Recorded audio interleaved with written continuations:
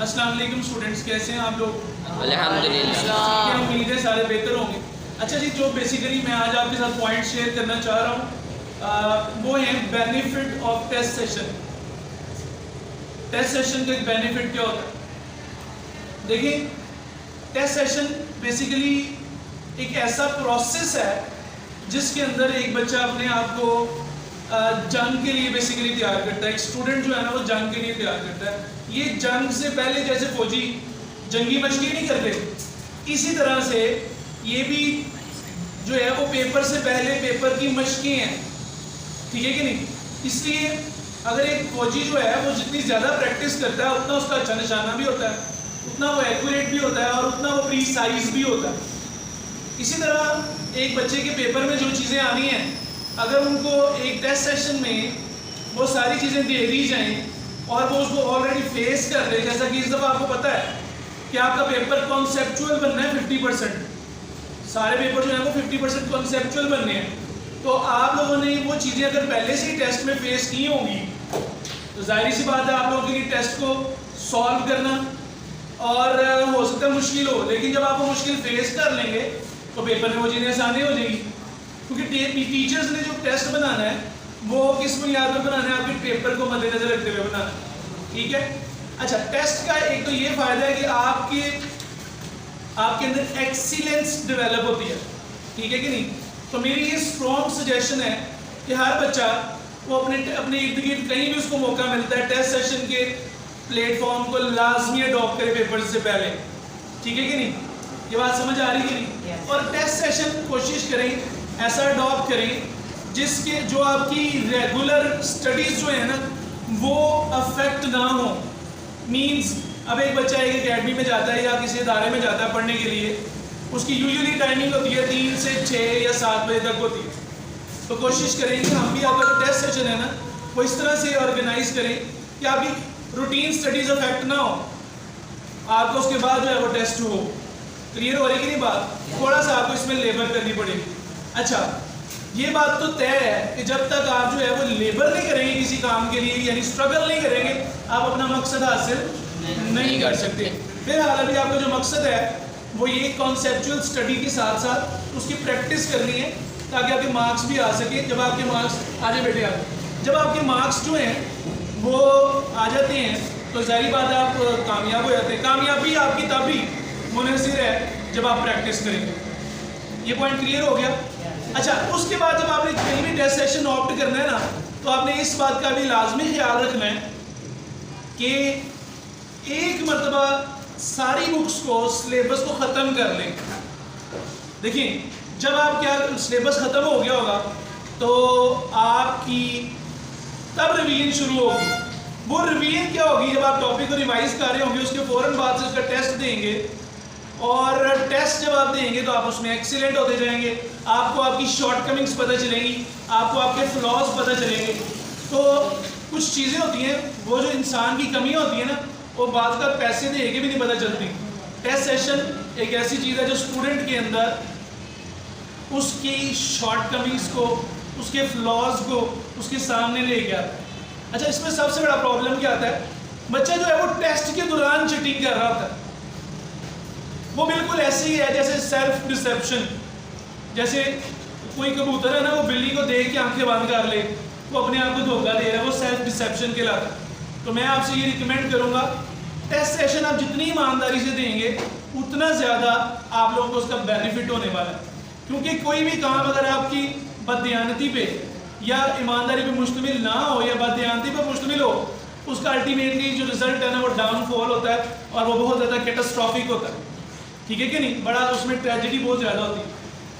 साकिब भाई तवज्जो से मेरी बातें सुने। अब इसके बाद जब आपने टेस्ट देना है, टेस्ट सेशन जब ऑप्ट करना है, उसमें इस बात का ख्याल रखें कि कोई ऐसा टेस्ट सेशन ऑप्ट ना करें जिसमें बहुत ज़्यादा सिलेबस हो। सिलेबस ब्रेकअप जो है ना वो छोटा छोटा होना चाहिए, ठीक है कि नहीं? आपके पास मुख्तलिफ जगह पे टेस्ट सेशन होते हैं, कोई स्कूल में भी दे रहा है, कोई कहीं पे दे रहा है। आपने वो टेस्ट सेशन को ऑप्ट करना है जिसमें सिलेबस ब्रेकअप जो है ना वो छोटा हो। छोटा होने का फ़ायदा आपको क्या होगा? तैयार होगा और छोटे छोटे स्टेप्स आपको एक वक्त ऐसा आएगा पूरी बुक की तैयारी की तरफ ले जाएंगे, ठीक है? ये पॉइंट भी समझ आ गया। अब जो नेक्स्ट पॉइंट है वो ये है कि जब आपका टेस्ट हो रहा है आपने कोशिश करनी है टेस्ट एक दिन में एक हो। एक दिन में एक होने का क्या फ़ायदा है, आपकी रूटीन स्टडीज़ भी नहीं होगी। जो आप अपनी स्टडीज़ को टाइम देते हैं अपने घर पे, वो जो टाइम है ना आपका आगे कारगर साबित हो सकता है आपके टेस्ट के लिए।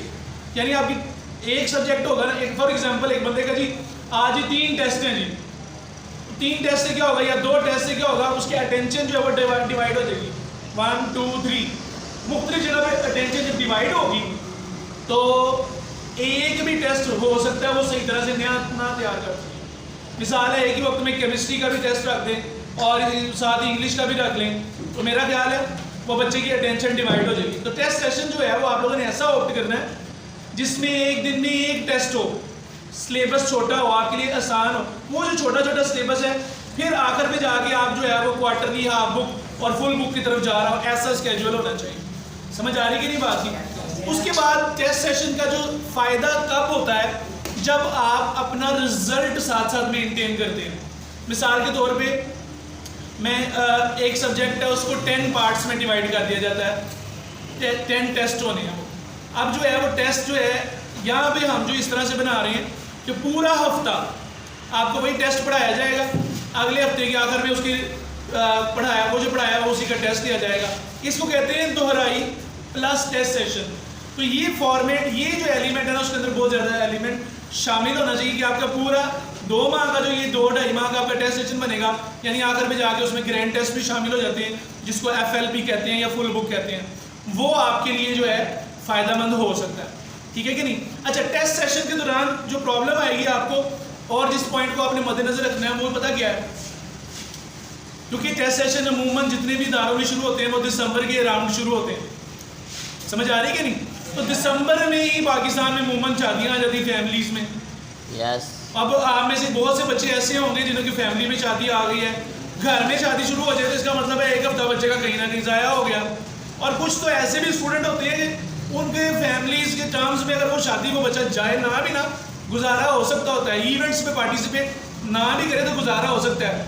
तो इधर जो मैं पॉइंट जिसके ऊपर आपकी तवज्जो दिलवाना चाह रहा हूँ, ऐसे गैर ज़रूरी इवेंट्स, अननेसेसरी इवेंट्स जो हैं, मैं आपको स्ट्रॉन्गली रिकमेंड करूँगा, आपकी ना सिर्फ उस दिन का नुकसान करेंगे बल्कि आपका टेम्पो ब्रेक होगा और आगे आपके स्टडी पे फोकस भी नहीं होगा।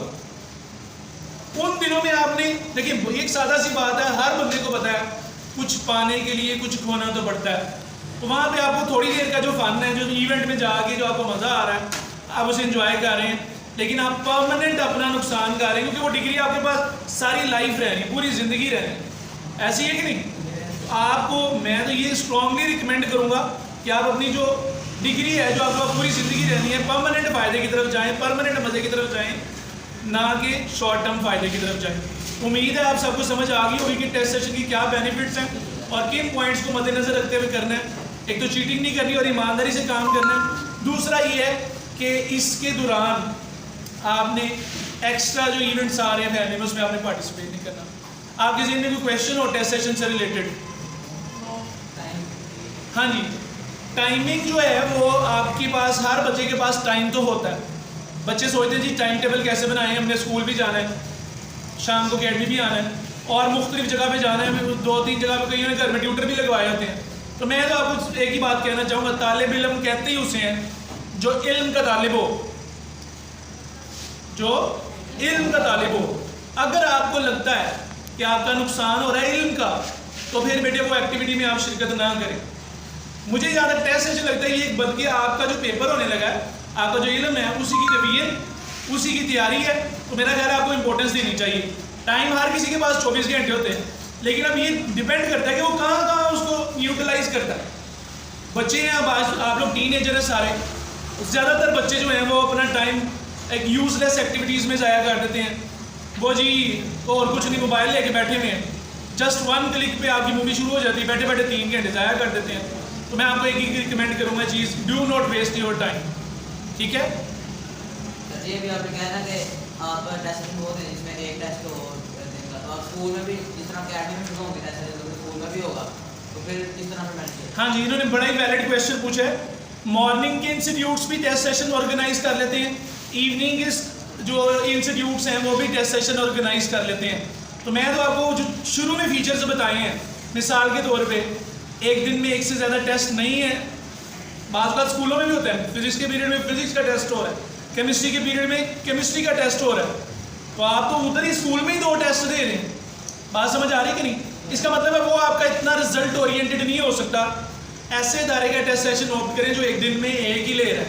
और दूसरा क्या है, फिर आपके पास अगर दोनों सिलेबस आ गए, दोनों सिलेबस ब्रेकअप आ गए हैं, फिर आप ये मुशाहिदा करें कि छोटे छोटे स्टेप्स यानी थोड़ा सिलेबस किस किस में रख के, उससे ये होता है कि टेस्ट नंबर ऑफ टेस्ट ज़्यादा हो जाते हैं, सिलेबस कम हो जाता है। बाज़ औक़ात फॉर एग्जांपल 8 चैप्टर हैं, मैं चाहूँ तो जी 3-3 रख के या 2-2 रख के 4 में भी ख़त्म कर सकता हूँ। 4 टेस्ट होंगे, आपका टेस्ट में पूरा एक सब्जेक्ट कवर हो जाएगा। ऐसे ही है कि नहीं? लेकिन अगर मैं एक एक चैप्टर रखूँगा, स्टूडेंट के लिए तैयार करना भी आसान होगा, ठीक है, लेकिन नंबर ऑफ टेस्ट जो हैं वो 8 हो जाएंगे। जी बेटे, हाँ जी, ये अमूमन जो है बच्चों का जब सिलेबस ख़त्म हो जाता है तो दिसंबर के अराउंड या दिसंबर से पहले ये जो है ना शुरू हो जाता है, at the start of December कर लें। जी बेटे, जी अच्छा, इस दौरान बच्चों के पेपर्स आ जाते हैं। देखिए, जिस बच्चे ने एक दफ़ा सिलेबस ख़त्म किया होता है वो पेपर्स में भी उसकी डेफिशिएंसी सामने आती है। तो आपकी डेफिशिएंसी को कवर करने के लिए, मार्क्स को इम्प्रूव करने के लिए ही ये टेस्ट सेशन ऑर्गेनाइज किया गया। सर जी, वो अभी तो भी हमारे स्कूल में 4 टेस्ट एक ही दिन में हो रहे हैं। नहीं, इट इज़ टू अर्ली। मैंने आपको बताया टेस्ट सेशन जो है ये इम्पोर्टेंट इवेंट है। अगर 4 टेस्ट एक बच्चे के रख लिए जाते हैं, मैं समझता हूँ कि वहाँ पे बच्चा अपना 100% नहीं दे सकता किसी एक में भी। वो मल्टी डायमेंशनल हो जाएगा, उसकी थिंकिंग जो है वो डिवाइड जो है, फोकस जो है वो डाइवर्ट हो जाएगा।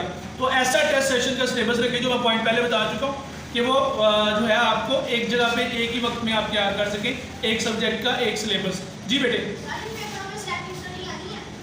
देखिए सिलेक्टिव स्टडी बड़ा अहम इन्होंने क्वेश्चन पूछा है जी।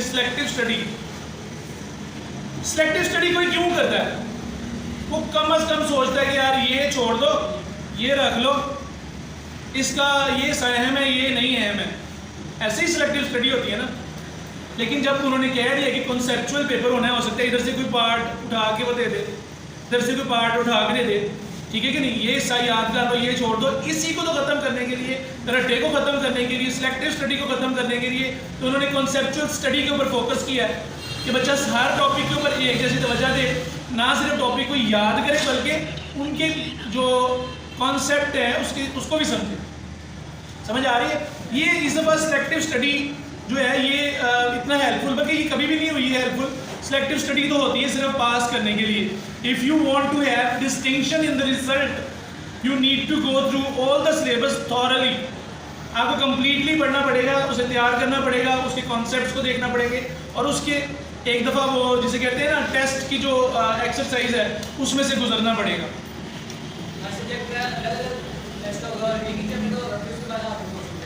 हाँ जी, फॉर्मेट ऐसे ही होना चाहिए। Thank you very much.